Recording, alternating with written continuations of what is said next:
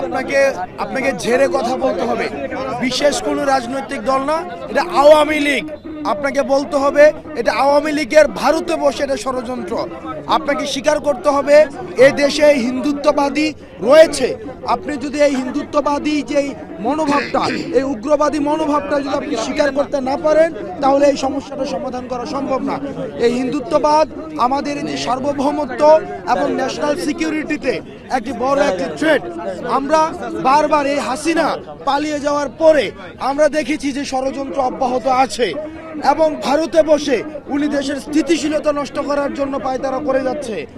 এই কারণে এই যে ঘটনাগুলো ঘটছে, গতকাল সাইফুল ভাইকে নৃশংসভাবে যেভাবে হত্যা করা হয়েছে, সেটি হচ্ছে হিন্দুত্ববাদী উগ্রবাদিতার যে প্রকাশ, এই উগ্রবাদিতার বহিঃপ্রকাশ ঘটেছে। সেজন্য সাইফুল ভাইকে যারা এই যে এইভাবে হত্যা করেছে তাদের বিচার করতে হবে। ইসকনকে এই উগ্রবাদিতা ছড়ানোর জন্য নিষিদ্ধ করতে হবে। আমাদেরকে স্পষ্টভাবে বলতে হবে এই দেশে ভারতীয় হিন্দুত্ববাদিতা রয়েছে, হিন্দুত্ববাদিতার আগ্রাসন রয়েছে।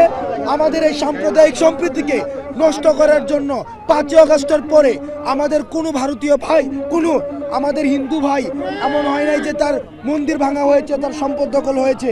আমাদের দাড়ি টুপিওয়ালা ভাইরাই এইসব মন্দিরকে পাহারা দিয়েছে। কিন্তু আমরা দেখেছি ভারতে বসে এই যে ষড়যন্ত্র চলছে, এই ষড়যন্ত্রগুলো আমাদের রুখতে হবে এবং ইসকনকে নিষিদ্ধ করতে হবে।